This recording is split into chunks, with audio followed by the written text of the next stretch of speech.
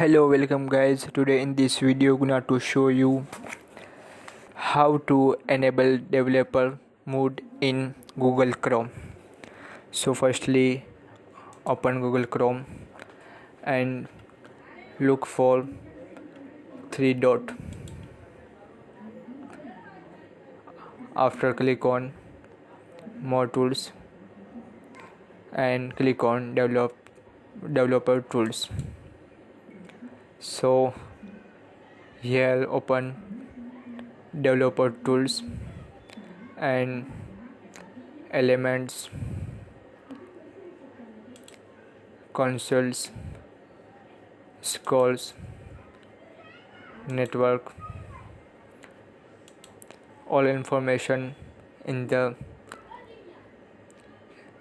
developer tools.